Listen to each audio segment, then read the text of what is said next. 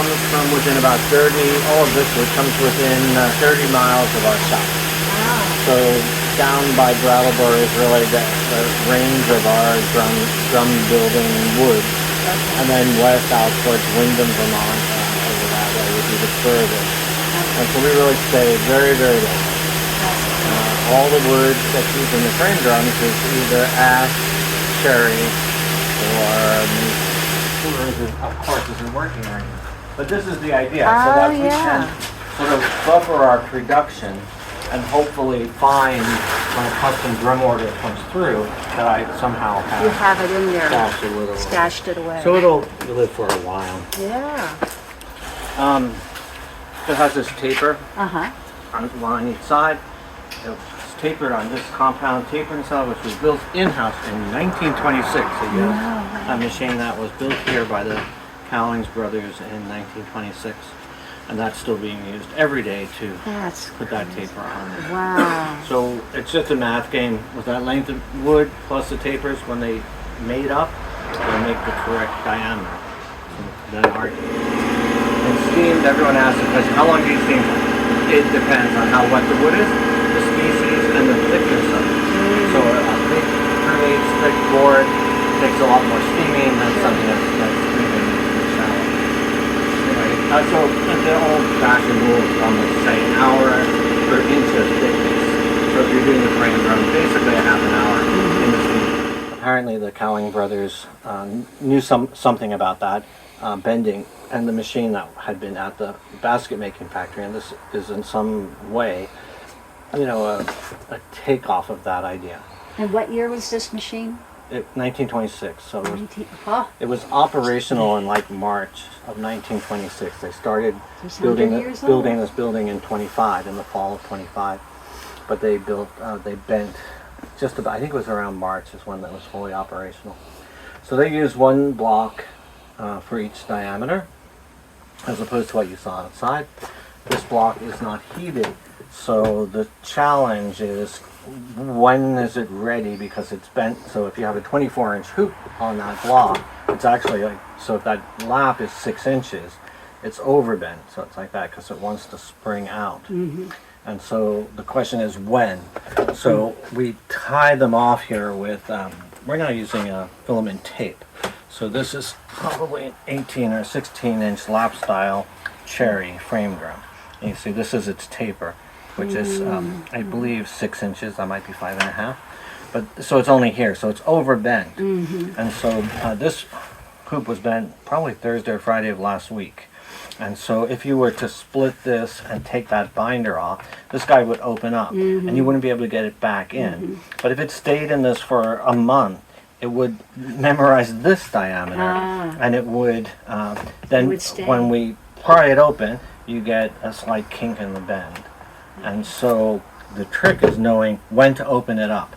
And so Eric, who's the guy who will take that to the next step here, he will monitor this daily by touching it, by feeling how cold it is, how damp it is, by his intuition about what's going on here, and then splits them open, and then takes it to its next step. So this is kind of big. I wonder if this is that 24-inch drum that we were talking about. So that's the 24. This is a little Marla drum, and the one in the middle there is the tuning ring, but it's probably for this drum. So that's where you see it in that state. And that's behind you there is the CNC router we were talking about. So from 1926 and 2026. So we have a little numerically controlled CNC table, and then the router head which follows it. So we have a computer here, and the layout of the jingle slots is programmed. So this guy is sitting trapped here between these two blocks, and then this is telling it to rotate and cut in, so it just follows those patterns. That's great. So talking about, you know, how long will it take, or do you have something in the past? So this is what's in Eric's pipeline. So this is what possibly we can fit you into if you call us an app. So what you're looking at here is this interesting variety actually. So you got an ash here. That's only 3.5 inches deep, so that's you know, fairly shallow, big diameter drum. We have cherry, and oak.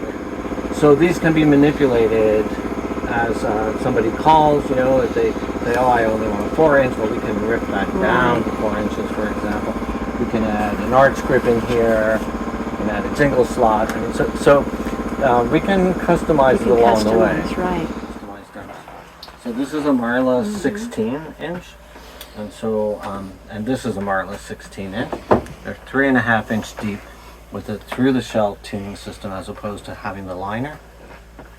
And this one, I don't know if you remember, but when Marla first started, we had this this grip in here. We no longer do that, but if somebody requests it, we do it.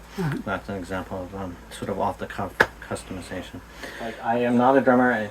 You know, when we set out to design these things, we rely on all those artists, not just to name drop or to use an endorsement program, but really to say, look, this is how I play the drum, this is how I teach it. And so all these variations show you that. Those are all bend gears, right? Yes. A 16 by 4, a 16 by 4 3/4, and a 14-inch B bend gear. Like the buzz on it.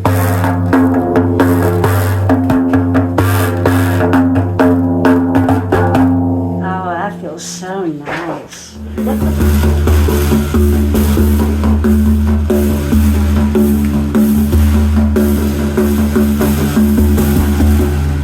This one's mine.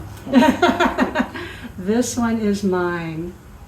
Oh, isn't that beautiful? I love it. The rope drums is what my dad was doing, obviously that Colonial Williamsburg connection. My sister and her husband were in Connecticut when I came to Vermont, so they worked with my dad on these drums. You know, basically, my father was in a VFW band.